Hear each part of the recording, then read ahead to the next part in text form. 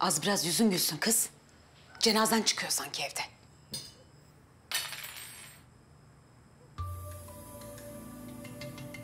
Senin mutluluğun hepimize yeter, merak etme.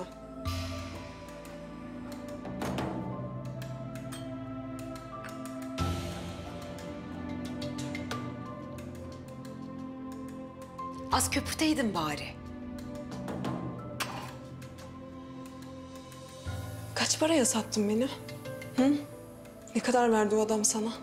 Elif, yeter. Sinirleniyorum bak. Yapmadım öyle bir şey.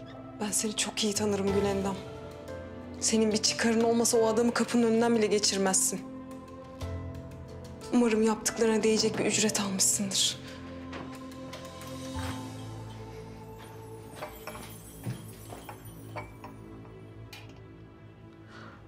Allah. Oğlum. Yorma kendini annem. Sen dinlenmene bak. Konuşuruz sonra uzun uzun. Ben ölüyorum. O nasıl söz anne? Söyleme öyle.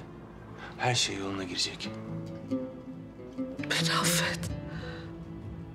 Ne diyorsun anne sen? Ben sana yalan söyledim.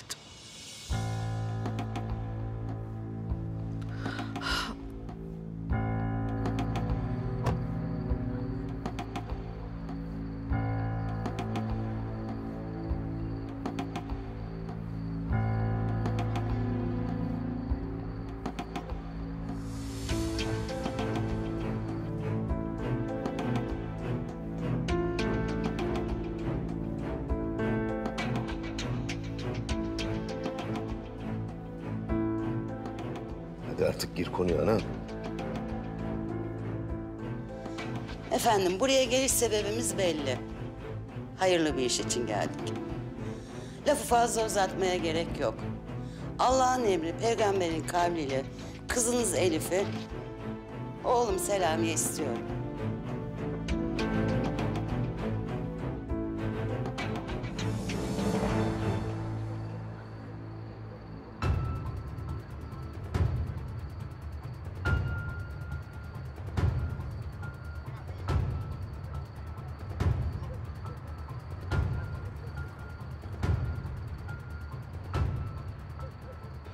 Hayırlısı olur inşallah. Yani adettendir biliyorsunuz. Kızın da bir fikri sorulur. Kızım Elif. Ne diyorsun?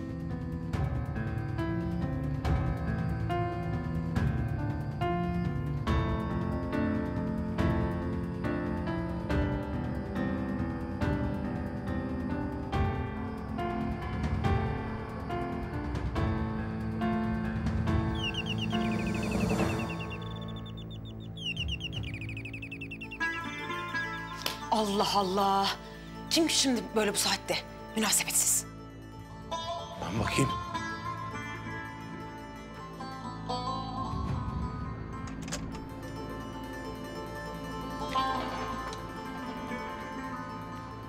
Kardeşim hoş geldin ya. Bir sen eksiktim vallahi. Elif içeride mi? Sana ne? Çekin. Çek. Birader. Birader. Birader.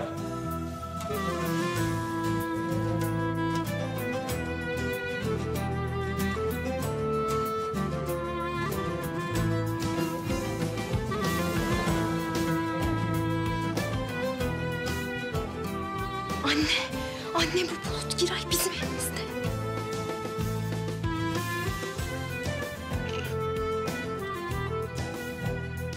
Neden geldin buraya?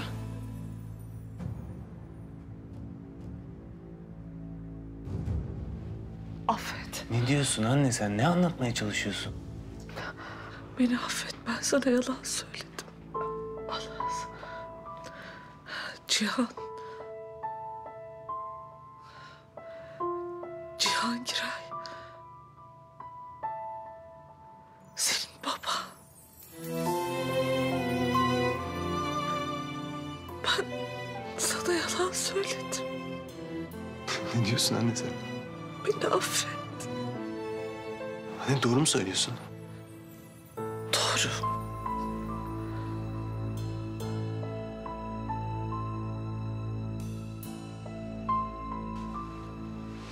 Alas.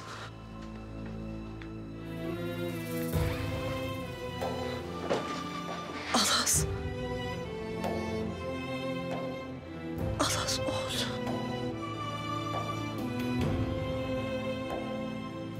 Allah.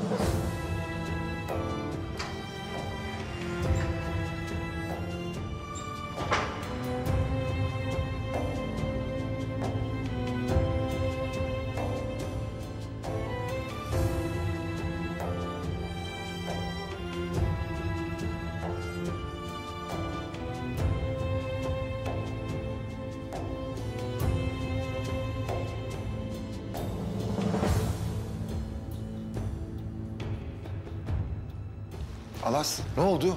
Konuşabildin mi annenle? İyi mi durumları?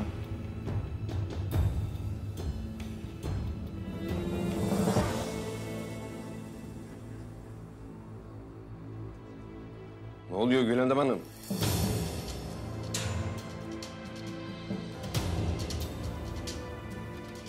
Seni almaya geldim Elif. Çünkü böyle bir hata yapmana asla izin veremem. Elif bana bak. Kimseye hesap vermek zorunda değilsin.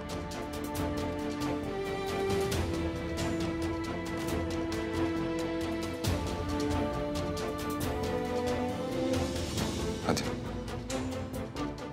Ver elini.